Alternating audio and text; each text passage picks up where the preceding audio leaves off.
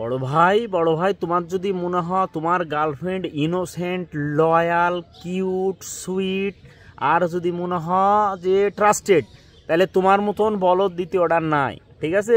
তুমি খুব সুন্দর করে ওর একটা যে কোনো বান্ধবী পটালাও দিয়ে তুমি ওর বান্ধবীর কাছে যাও, তুমি 5টা মিনিট ওর বান্ধবীর সাথে কথা বলো, তোমার রুহু ক্যাপি বাড়া চলে আসবি, তোমার আত্মা দেখা যাচ্ছে যে মনে হচ্ছে যে তোমার শরীর থেকে বের হয়ে চলে আসবে, এরকম একটা অবস্থা হয়ে যাবে তোমার, বুঝতে পারছো? ওর সম্পর্কে তুমি এমন এমন তথ্য শুনবে। হ্যাঁ, তুমি দেখিছো পৃথিবীর বুকে কোনো মিয়া এরকম যে বয়ফ্রেন্ডের সাথে গন্ডগোল ঝামেলা হওয়ার পর চুপচাপ বসে আছে, তার বয়ফ্রেন্ডের লেগে অপেক্ষা করছে, কারোর সাথে কথা না বলে আছে? সম্ভবই না, পাবেই না, তুমি এরকম মিয়া পাবেই না। এরকম মিয়া খোঁজার লেগে এলন মাস্ক স্যাটেলাইট সেট করেছে, এখন পর্যন্ত পাচ্ছে না, ঠিক আছে? আর তুমি মনে করছো তুমি পেয়ে গেছো? সম্ভবই না। তুমি ঝামেলা করো, সন্ধ্যার সময় ঝামেলা করে তুমি কথা না বলি থাকো, রাত 10টা 11টা পর্যন্ত তুমি কল না দিই, কোনো কারণে তুমি 11টার পর কল দাও, দেখো অ্যানাদার কল, ঠিক আছে? অ্যানাদার কল পাবে, না হলে ওয়েটিং পাবে, না হলে বিজি পাবে। তো যে কারণে তুমি বিজি পাবে না, ওই যখন বুঝে নিবি তখন কিছুক্ষণ কথা বলার পর তার ফোনটা, তোমার ফোন আর ধরবি না, কি জানে ধরবি, তোমাকে কি বুঝ দিবি? তোমাকে তো বুঝ দেওয়ার কোনো বুঝ নাই, বুঝো নি? কি করবি সুন্দর করে? তোমার তো গাঁড় ফাইটে এদিক গেন্দা ফুল হয়ে গেছে, কিন্তু তোমার বাবু এদিক তো ভিটামিন সি সিরাম লাগা বিউটি স্লিপ মারছে। তুমি সকালবেলা উঠবে, তুমি সকালবেলা উঠি খুব সুন্দর করে তোমার চোখ দুটি সারা রাত না ঘুমা অরিজিৎ সিংয়ের গান শুনিছ, ব্যর্থর গান শুনিছ, শুনি তোমার চোখ তো বালুসা করে ফেলেছ না? তোমার বাবু দেখা যাচ্ছে সকালবেলা উঠি দেখবি যে 150টা মিস কল, 400টা SMS দেখার পরও কিন্তু আর কল দিবিনি।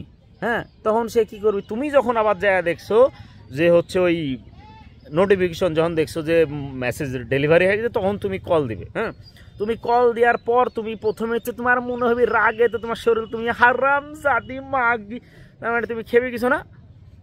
তখন তুমি খালি জিজ্ঞেস করো কাল রাতে কার সাথে কথা বলছিলে, কত বিজি ছিলে তুমি? তখন দেখো তার মানে ওর অ্যাক্টিংটা দেখবে তোমার মাথা খারাপ হয়ে যাবে। ওর অ্যাক্টিংটা যদি তাপস পাল দেখলো নি, তাহলে ওর জাঙ্গিয়ার পকেট থেকে 30 টাকা বের করে দিয়ে দিল। তো কই কই না তো কখন তোমার যে শরীর এমন খেপা খেপ্পি। হ্যাঁ, তারপর তুমি যখন নাছড় বান্দা তুমি জানতে হিসাবে, তখন বলবি যে তুমি রাগ করো না, please please please please please, আমি তোমাকে বলছি রাহুল কল দিয়েছিলাম। তখন তো তোমার মনে হবে রাহুলের মা গ্যাল দিতে যায়, তুমি থেমে যাবে, দিয়ে বলবে কী বলছিল? বলছে তুমি এতেই ভালো ডিজার্ভ করো, তুমি এরকম একটা ছেলের সাথে কি জন্য আসো, তুমি বাদ দিয়ে দাও, আমি আসি তোমার জন্য। তখন তো তোমার তার মানে পিছন যে ফাটা ফাটবে। হ্যাঁ, তুমি মনে করছো যে রাহুলের সমস্যা, রাহুলের সমস্যা না, সমস্যা তোমার, যে তোমাকে যে বলদ বানাচ্ছে তোমার কানে যাচ্ছে না, তুমি বুঝতে পারছো না, তুমি এখন পর্যন্ত বলদই আসো। হ্যাঁ, তোমার রাহুলের 1 ঘন্টার লেগে তোমার 100 দিনের হচ্ছে পরিশ্রম মাটি গেড়ে দিচ্ছে ওই, তাইলে তুমি কি ওই কি করছে বুঝতে পারছো না তুমি? রাহুলের দোষ? হ্যাঁ, এইদিকে আবার চিন্তাকে দেখো, 100% রাগের মধ্যে 80% রাগ কিন্তু চলে গেল ক্ষতি, রাহুলের দিক চলে গেছে। হ্যাঁ, আর যে 20% আছে এটা আবার কন্ট্রোল করছে কি করে দেখো। কেন দিবি? তুমি আমাকে ভালোবাসো না? তুমি আমাকে ভালোবাসলে এরকম করতে পারলে না আমার সাথে? তুমি জানো তোমার সাথে কথা না বললে আমার খারাপ লাগে, আমি কষ্ট পাই, তুমি জানি শুনে এটি করেছো আমাকে রাতে। তখন তো তোমার নিজের প্রতি নিজেরই মনে হবে যে শালার আমি তো মনে হয় খারাপ করেছি, আমারই তো দোষ। এইভাবে বেঁচে যাবি।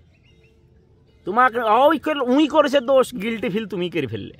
হ্যাঁ, তো এর লাগে বলছি যে গ্যাঁড় ফাটা গান্দা ফুল না করার থেকে সিঙ্গেল থাকো, ভালো থাকো, সুখে থাকো, শান্তিতে থাকো। থাকবে না গ্যাঁড় মারা দেবে, আমার কি, আমি ফেমাস।